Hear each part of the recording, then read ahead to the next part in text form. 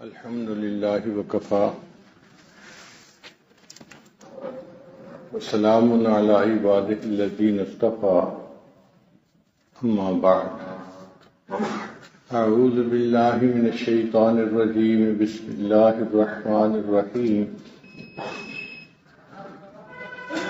وأما ما ينفع الناس فيمكث في الأرض وقال رسول الله صلى الله عليه وسلم الدين النصيحة سبحان ربك رب العزة عما يصفون وسلام على المرسلين والحمد لله رب العالمين اللهم صل على سيدنا محمد وعلى آل سيدنا محمد وبارك وسلم۔ نبی علیہ السلام دنیا میں تشریف لائے تو آپ نے اپنی امت کو اخلاق عظیمہ کا درس دیا، ایسے اخلاق سکھائے کہ انسانیت نے اس سے پہلے ایسے اخلاق نہ دیکھے تھے۔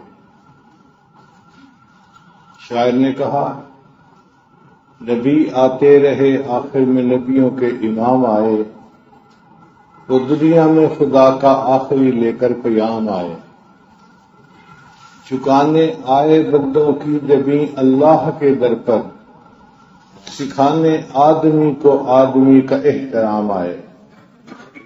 وہ آئے جب تو عظمت بڑھ گئی دنیا میں انسان کی، وہ آئے جب تو انسان کو فرشتوں کے سلام آئے۔ انسانیت کو اللہ نے وہ بلندی عطا فرمائی کہ فرشتوں کے سلام آتے، تو نبی اسلام نے دو لفظوں میں بات سمیٹ دی، الدین النصیحہ، دین سراسر خیر خواہی ہے، خیر خواہی کا نام دین ہے۔ جو بندہ خیر خواہ ہے وہ دیندار ہے، جو بندہ بدخواہ ہے وہ بے دین انسان ہے۔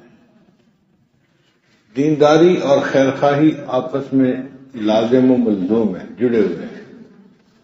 چنانچہ صحابہ کرام کی زندگیوں کا مطالعہ کریں، ہر ایک میں آپ کو خیر خواہی نظر آئے گی۔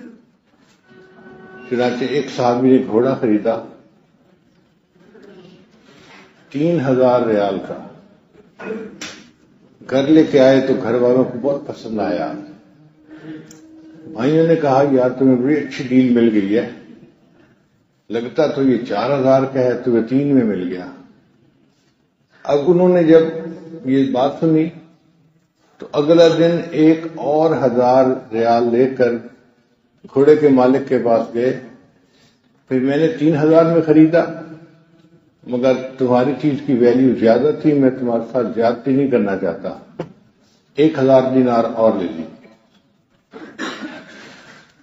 چند دن بعد خاندان میں کوئی دعوت تھی تو خاندان کے لوگ بھی آئے، وہ گھوڑوں کے ماہر تھے۔ انہوں نے کہا عربی نسل کا گھوڑا ہے اور اتنا تیز بھاگنے والا اور اتنا چاق و چوبند، تو یہ تو 5000 کا بھی سستا تھا، تمہیں تو 4 کا مل گیا تو بڑا سستا ملا۔ اگلے دن وہ 1000 ریال اور لے کر گئے اور گھوڑے کو مالک کے لے کر آئے۔ چند دن بعد علاقے میں گھوڑ دوڑ کا مقابلہ تھا۔ اللہ کی شان کے صحابی کا یہ گھوڑا فرسٹ آ گیا، چیمپئن بن گیا۔ ہر بندے نے دیکھا تو کہا کہ یار بڑی اچھی ڈیل مل گئی، 4000 کا تم نے خریدا اور یہ تو اگر 5000 کا بھی ملتا تو کم تھا۔ اب وہ صحابی 1 اور 1000 دینار لے کر گئے اور گھوڑے کو مالک کے دیا۔ مالک نے کہا بھی میں نے بیچ دیا 4000 کا، بس کافی ہے۔ نہیں بھائی، آپ کو آپ کی چیز کی ویلیو کا پتہ نہیں تھا، اگر آپ کو صحیح ویلیو کا پتہ ہوتا تو آپ زیادہ قیمت میں بیچتے۔ میں آپ کا نقصان نہیں کرنا چاہتا، 1000 دینار اور لے لی۔ ان کو 1000 دینار اور دے کے آئے۔ آپ نے کبھی ایسا گاہک اور ایسا دکاندار دیکھا؟ اللہ اکبر کبیرہ۔ آج تو لینے والے کا دل چاہتا ہے کہ میں چوری کر کے ہی لے جاؤں مال، اور دینے والے کا دل چاہتا ہے کہ پیسے بٹور لوں، چیز نہ دوں۔ مگر ہمارے اکابر کے زمانے میں معاملات عجیب تھے۔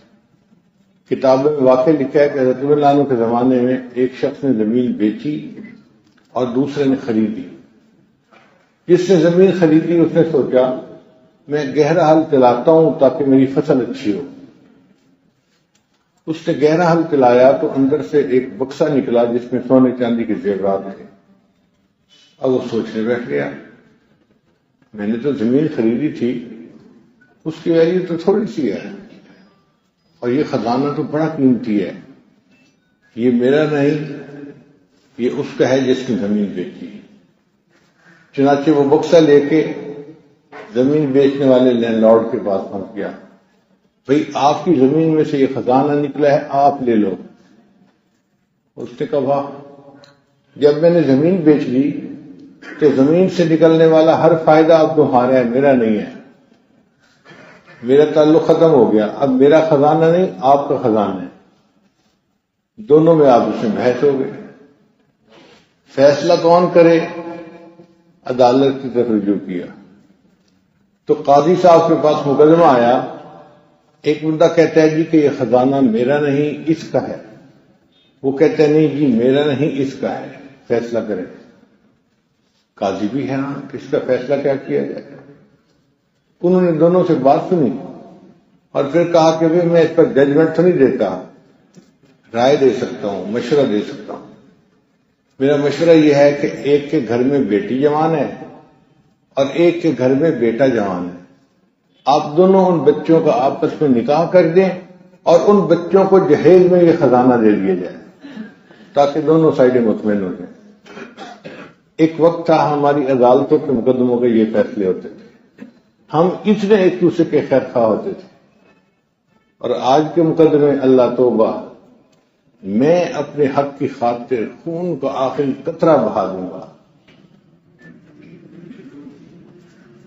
ایسے لگتا ہے کہ جیسے یہ مسلمانوں کا معاشرہ نہیں، پتہ نہیں کسی اور کا معاشرہ ہے۔ ایسی افراتفری مچی ہوئی ہے، ہر بندے کو اپنا فائدہ چاہیے، دوسرے کی خیر خواہی تو طبیعتوں میں ہے ہی نہیں، بلکہ دوسروں کے ساتھ بدخواہی۔ گھروں میں دیکھیں ساس بہو کے ساتھ بدخواہی کرتی ہے، بہو اپنے سسرال والوں کے ساتھ بدخواہی کرتی ہے، حتیٰ کہ بیوی خامد کے ساتھ بدخواہی کرتی ہے اور خامد بیوی کے ساتھ بدخواہی کرتا ہے۔ دو بھائی ایک گھر میں رہنے والے سبھی ایک دوسرے کے ساتھ بدخواہی کرتے ہیں، دو پڑوسی ایک دوسرے کے ساتھ رہنے والے ایک دوسرے کے ساتھ بدخواہی کرنے والے، ایک ہی مسجد میں نماز پڑھنے والے، جماعت کی محنت میں دونوں لگے ہوئے، ادھر بھی داڑھی اور ایک دوسرے کے بدخواہ، یہ بھی اسی پیر کا مرید یہ بھی اسی پیر کا مرید اور ایک دوسرے کے ساتھ بدخواہی۔ دین کہاں چلا گیا؟ اس کو دین نہیں کہتے۔ نبی اسلام نے ارشاد فرمایا الدین النصیحہ، دین تو سراسر خیر خواہی ہے۔ جو دیندار بندہ ہوتا ہے وہ ہر ایک کا خیر خواہ ہوتا ہے، ہر کسی کی خیر خواہی، اس کی نیت اچھی ہوتی ہے، خیر خواہی سوچتا ہے، بروں کے ساتھ بھی اچھا سلوک کرتا ہے۔ بنی اسرائیل کی ایک عورت تھی جو بدکار تھی، اس نے ایک پیاسے کتے کو پانی پلایا تھا۔ بخاری شریف کی روایت ہے، اس کتے کو پانی پلانے پر اللہ نے ساری زندگی کے گناہ معاف کر دیے۔ اگر ایک کتے کے ساتھ خیر خواہی کرے تو ساری زندگی کے کبیرہ گناہ معاف ہو جاتے ہیں، اللہ کے کسی بندے کے ساتھ خیر خواہی کریں گے تو اللہ کتنے خوش ہوں گے، اللہ کتنے راضی ہوں گے۔ اس لیے آج ہمیں یہ دلوں میں سوچ لینا چاہیے، آج کے بعد ہم ہر ایک کے ساتھ خیر خواہی کریں۔ قرآن مجید میں ایک سورت کا نام ہے النمل، نمل کہتے ہیں چیونٹی کو۔ تو پڑھنے والا حیران ہوتا ہے، اللہ یہ تیری مقدس کتاب ہے اور اس کتاب میں چیونٹی کے نام پہ سورت کا نام، اور اس سورت میں چیونٹی کا واقعہ بھی لکھا ہے۔ چیونٹی کا واقعہ کیا ہے کہ سلیمان علیہ السلام اپنے لشکر کے ساتھ جا رہے تھے، کچھ چیونٹیاں راستے میں چل پھر رہی تھی، ان میں سے ایک چیونٹی نے دوسروں کی نسبت جلدی پرسیو کر لیا کہ لشکر آ رہا ہے، تو اس نے اعلان کیا اناؤنسمنٹ کی، یا ایتھا النمل ادخلوا مساکنکم، اے چیونٹیوں تم اپنے دلوں میں گھس جاؤ، ایسا نہ ہو کہ سلیمان علیہ السلام کا لشکر آئے اور تمہیں پاؤں کے نیچے مسل کے چلا جائے۔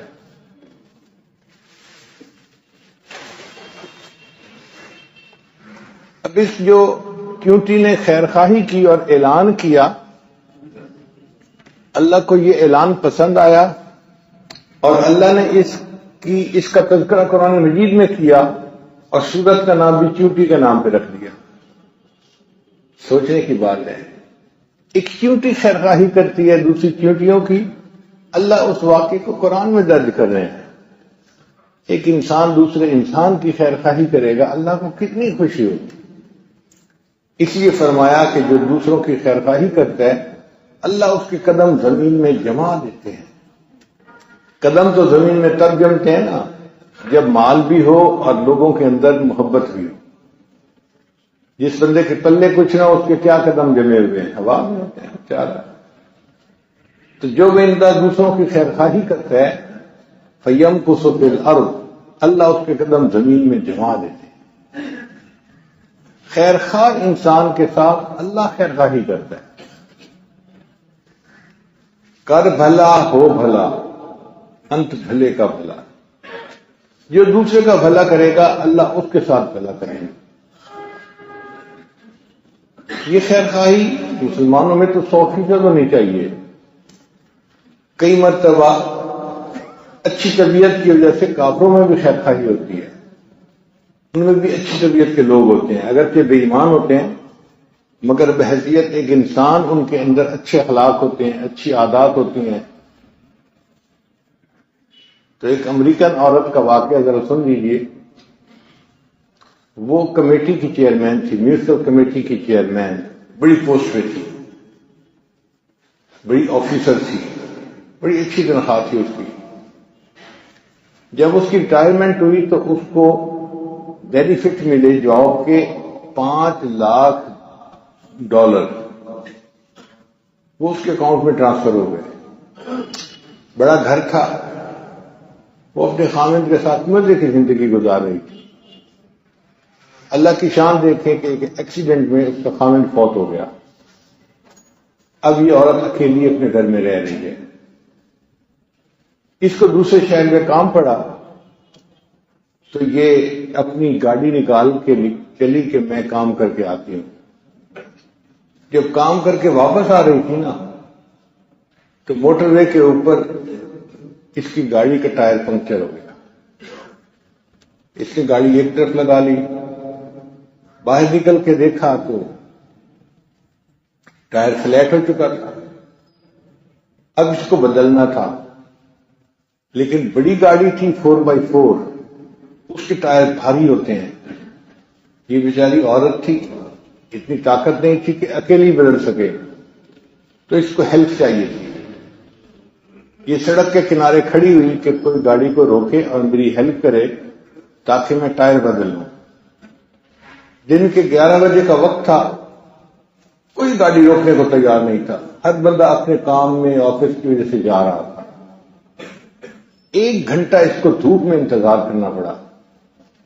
اب 1 گھنٹہ دھوپ میں انتظار کرنے کی وجہ سے پسینے میں بھیگ گئی، حالت بری پسینے کی وجہ سے، اور یہ پریشان کھڑی ہے کہ جگہ بھی ایسی ہے کہ میں پولیس کو کال بھی نہیں کر سکتی، وہ سیل فون کا زمانہ نہیں تھا، تو میں کیا کروں؟ خیر ایک نوجوان لڑکے نے گاڑی روکی، اس سے پوچھا کیوں کھڑی ہیں؟ اس نے کہا مجھے ہیلپ کی ضرورت ہے اور میں یہاں پر انتظار میں ہوں۔ اس نے گاڑی روکی، باہر نکل کے آ کے اس نے گاڑی کا ٹائر دیکھا، اس عورت کو دیکھا تو عورت تو پسینے میں سر سے لے کے پاؤں تک ڈوبی ہوئی تھی۔ اس نے اسے کہا کہ آپ 1 گھنٹہ دھوپ میں کھڑی رہی ہیں اور پسینے سے حالت بری ہو گئی ہے، آپ ایسا کریں کہ میری گاڑی میں اے سی چل رہا ہے، آپ اگلی سیٹ پر جا کر بیٹھ جائیں تاکہ آپ کو کچھ ٹھنڈی ہوا ملے اور طبیعت ٹھیک ہو، اور میں ٹائر اکیلا بدل لیتا ہوں، مجھے ضرورت نہیں ہے کسی ہیلپ کی، میں نوجوان ہوں، مرد ہوں، کر لوں گا۔ لڑکے نے ٹائر بدلنا شروع کر دیا اور عورت اس کی گاڑی پہ جا کر بیٹھ گئی۔ اب وہ فرنٹ سیٹ پہ بیٹھی، جب ایئر کنڈیشنر کی ٹھنڈی ہوا لگی تو عقل ٹھکانے آئی، کچھ طبیعت ٹھیک ہوئی، سنبھلی، تو اس نے دل میں سوچا اچھا دنیا میں ایسے اچھے نوجوان بھی ہوتے ہیں کہ جو دوسرے کی مدد کرتے ہیں، اگر اس نے مدد کی ہے تو میں اس کو گفٹ کیوں نہ کوئی دے دوں، اور میرے لیے $400-500 دینے تو کوئی مسئلہ ہی نہیں ہے، میرے اکاؤنٹ میں تو $5 لاکھ موجود ہیں اور میں اکیلی ہوں۔ چنانچہ اس نے ایک لفافے میں $500 ڈالے، اور جب لڑکے نے آ کے بتایا نا کہ گاڑی کا ٹائر میں نے چینج کر دیا ہے، تو اس نے وہ $500 لڑکے کو دیے۔ اس نے پوچھا یہ مجھے کیوں دے رہی ہیں؟ اس نے کہا بھائی آپ نے میری ہیلپ کی ہے تو میں چاہتی ہوں کہ میں اس کے بدلے آپ کو گفٹ دوں۔ اس لڑکے نے جواب دیا it is objective of my life to help others, when I help someone I feel happy. یہ میری زندگی کا مقصد ہے، میں دوسروں کی مدد کرتا ہوں، اور جب میں کسی کی مدد کرتا ہوں مجھے بڑی خوشی ملتی ہے، یہ روحانی خوشی میرے لیے کافی ہے۔ اس نے پیسے نہیں لیے اور وہ چلا گیا۔ اب یہ عورت واپس اپنے گھر کی طرف چلی تو یہ سوچ رہی تھی کہ اچھا دنیا میں ایسے لوگ بھی ہوتے ہیں کہ جو زندگی گزارتے ہیں دوسروں کو ہیلپ کرنے کے لیے، تو اب میری زندگی تو ریٹائرمنٹ لائف ہے، میں کیوں نہ اس کو زندگی کا مقصد بنا لوں۔ میں بھی یہی کہوں کہ it is objective of my life to help others, when I help someone I feel happy. اب یہ فکر اس کے دماغ میں گھوم رہا ہے اور وہ اپنے گھر کی طرف جا رہی ہے۔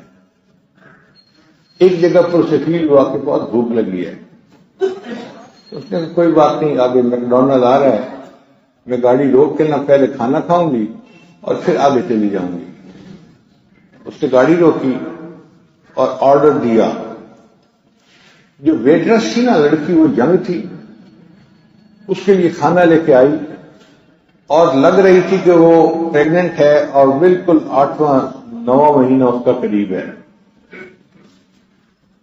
چونکہ وہاں کی عورتیں بہت فٹ لباس پہنتی ہیں تو جسم سے اندازہ لگ رہا تھا کہ ولادت میں زیادہ دیر نہیں ہے۔ اب اس بوڑھی عورت نے اس نوجوان لڑکی کو دیکھا تو اس نے دل میں سوچا اس لڑکی کو تو اس حالت میں ریسٹ کرنا چاہیے، گھر میں ہونا چاہیے، چھٹی کرنی چاہیے، اور یہ اس حال میں کھانے اٹھا اٹھا کے لا رہی ہے اور لوگوں کے سامنے رکھ رہی ہے اور چل پھر رہی ہے اور ریسٹ نہیں کر رہی، اس کا مطلب کہ یہ غریب لڑکی ہے۔ تو کیوں نہ میں اس سے پوچھوں کہ اس کا کیا حال ہے۔ اب اس عورت نے اس لڑکی سے پوچھا کہ تمہارا بیبی ہونے والا ہے، تم ریسٹ کیوں نہیں کرتی؟ اس نے کہا دل تو میرا چاہتا ہے کہ میں ریسٹ کروں، لیکن میرے خاوند کی جاب کی تنخواہ اتنی اچھی نہیں ہے، تو ہم دونوں نے مشورہ کیا، کچھ پیسے وہ ڈالے گا، کچھ پیسے میں ڈالوں گی، اور ہم بیبی کی ولادت کے لیے، ڈلیوری کے لیے ہاسپٹل کو پے کر دیں گے، اور یہاں پہ ہاسپٹل تو بہت مہنگے ہیں، تو اس لیے مجھے جاب کرنی پڑ رہی ہے۔ اس نے پوچھا کہ ڈلیوری کیس کی کتنی فیس دینی پڑتی ہے؟ اس نے کہا کہ $10,000 دینی پڑتی ہے۔ اس کے بعد وہ اس کے لیے ٹیکسی لینے چلی گئی۔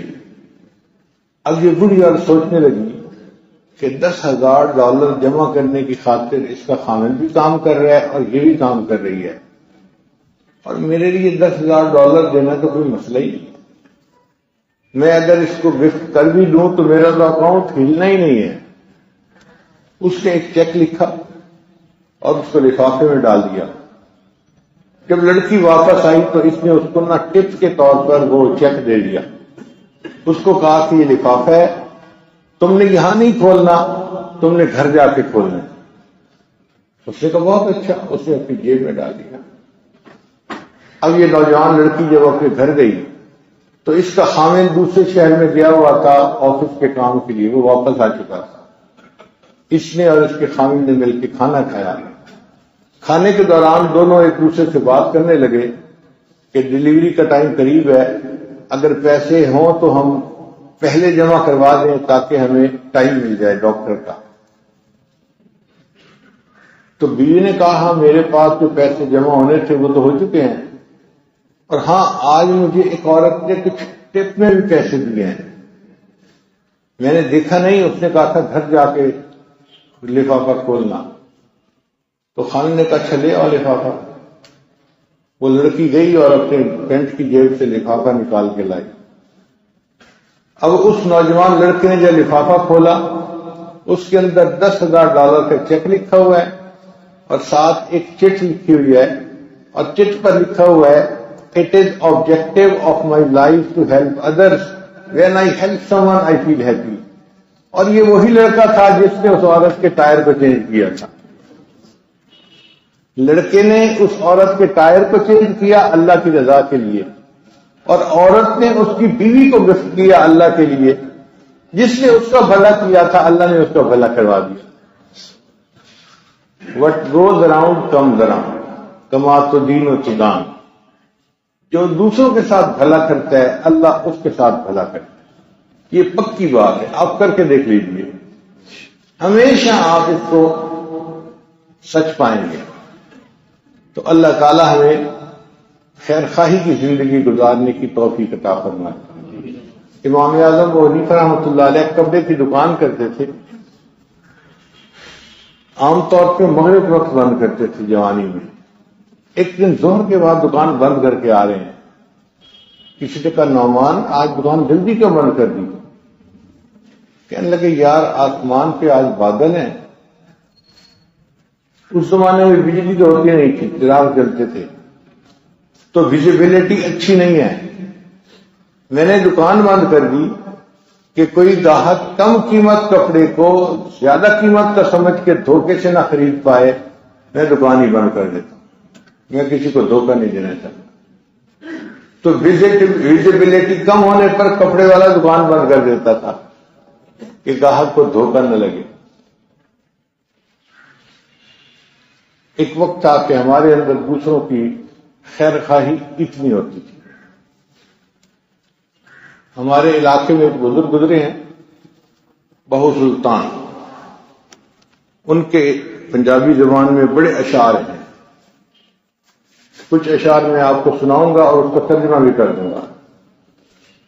فرماتے ہیں کہ ناتیاں دھوتیاں رب ملدا تے ملدا کنبیاں مچھیاں نوں. اگر نہانے دھونے سے رب ملا کرتا تو مچھلیوں کو اور کچھووں سے رب مل چکا ہوتا. تو ہر وقت ہی نہاتے رہتے ہیں. اگر نہانے دھونے سے رب ملتا تو کچھے اور مچھلیوں کو رب مل جاتا. وہ تو ہر وقت ہی نہاتے رہتے ہیں.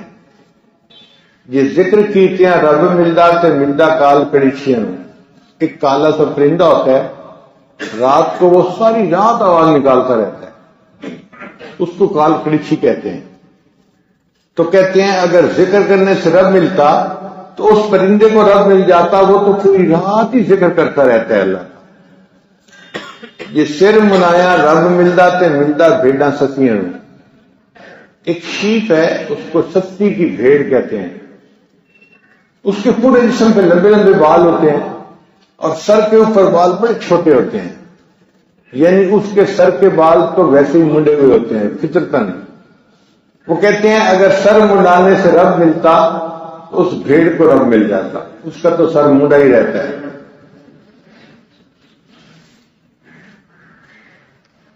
یہ جتیاں ستیاں رب ملدا تے ملدا داندا کھسیاں.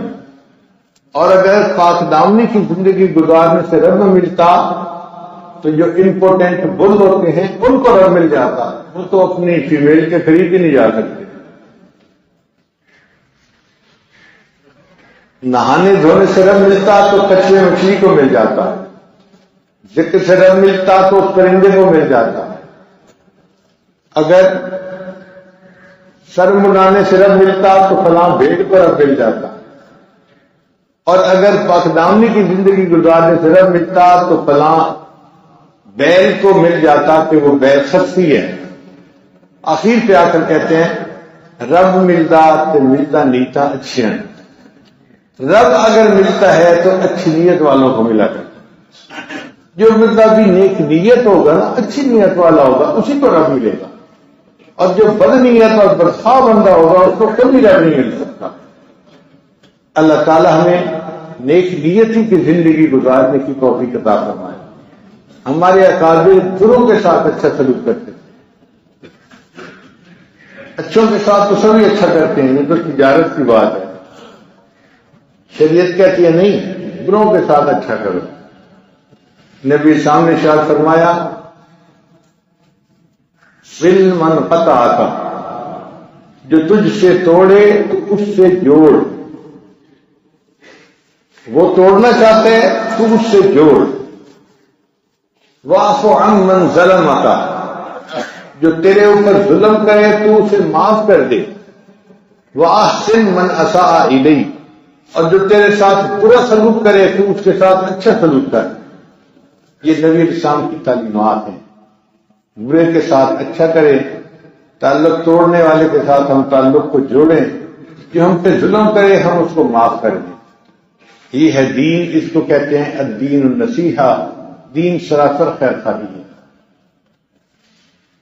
امام اعظم ونیفہ رحمۃ اللہ علیہ کا ایک مخالف تھا۔ ایک مرتبہ آپ اپنے گاؤں جا رہے تھے تو وہ مل گیا اور اس نے بڑی سنانی شروع کر دی، آپ ایسے ہیں اور ایسے ہیں اور ایسے ہیں اور ایسے ہیں۔ امام اعظم رحمۃ اللہ علیہ خاموشی سے سنتے رہے۔ اب جب اس نے دیکھا کہ یہ ریپ تو کر نہیں رہے تو شیر ہو گیا اور اس نے باتیں کی، بہت دکھی باتیں کی، اذیت پہنچائی اس کو، مگر امام صاحب خاموشی سے اس کی باتیں سنتے رہے حد تک کہ بستی قریب آ گئی۔ تو امام صاحب کھڑے ہو گئے۔ اس نے کہا آپ چل رہے تھے، کھڑے کیوں ہو گئے؟ امام صاحب نے کہا اس بستی میں میرے بہت سارے شاگرد رہتے ہیں، تمہیں پتہ ہے، اگر کسی کو تھوڑی بھنک بھی پڑ گئی نا کہ تم میرے ساتھ بدتمیزی کر رہے ہو تو وہ تجھے بہت تکلیف پہنچائیں گے، تو میں نہیں چاہتا تمہیں تکلیف پہنچائے، میں کھڑا ہو گیا، تم نے جو کہنا ہے کہہ لو، میں سن لوں گا۔ وہ بڑا حیران ہوا۔ خیر اس نے اپنے دل کی پوری بھڑاس نکال لی۔ امام صاحب خاموشی سے سنتے رہے۔ ایک وقت آیا کہ اس نے کہا کہ بس میں نے جو کہنا تھا کہہ دیا بس۔ امام صاحب نے کہا اچھا تم نے مجھے اتنی باتیں کہی ہیں، میرے منہ میں زبان ہے، میں تمہیں اس کا جواب دے سکتا ہوں، میں تمہیں اس کا جواب نہیں دوں گا۔ اور تمہیں پتہ ہے اس بستی میں میرے بہت سارے شاگرد ہیں، اگر میں کسی کو اشارہ کر دوں نا کہ تم نے میرے ساتھ بدتمیزی کی تو وہ تو تجھے زندہ بھی نہیں چھوڑیں گے، مگر میں نہیں کسی کو بتاؤں گا۔ اور تمہیں پتہ ہے کہ وقت کا جو بادشاہ ہے وہ میرا بڑا معتقد ہے، اگر میں اس کو شکایت لگاؤں تو بادشاہ تمہیں جیل کر دے گا اور تمہیں ٹھکائی کرائے گا اور تمہیں پتہ چل جائے گا، مگر میں بادشاہ کو شکایت بھی نہیں کروں گا۔ اور تم نے میرے اوپر اتنے الزامات لگائے ہیں، اگر قیامت کے دن میں اللہ کی عدالت میں مطالبہ کروں گا تو تیری نیکیاں مجھے مل جائیں گی، مگر میں قیامت کے دن ان کا مطالبہ بھی نہیں کروں گا۔ اور ایک بات سن لے کہ اگر قیامت کے دن اللہ نے میری مغفرت فرما دی تو میں تیرے ساتھ وعدہ کرتا ہوں تجھے ساتھ لیے بغیر میں جنت میں نہیں جاؤں گا۔ وہ بندہ قدموں میں پڑ گیا، حضرت مجھے معاف کر دیجیے، میں آپ کو غلط سمجھا تھا۔ ہمارے قابل ایسے تھے، بروں کے ساتھ اچھائی کرنا یہ ان کا شیوا ہوتا تھا۔ کاش کہ اللہ تعالی ہمیں بھی ایسے اخلاق دے کہ ہم بروں کے ساتھ اچھائی کرنے والے بن جائیں۔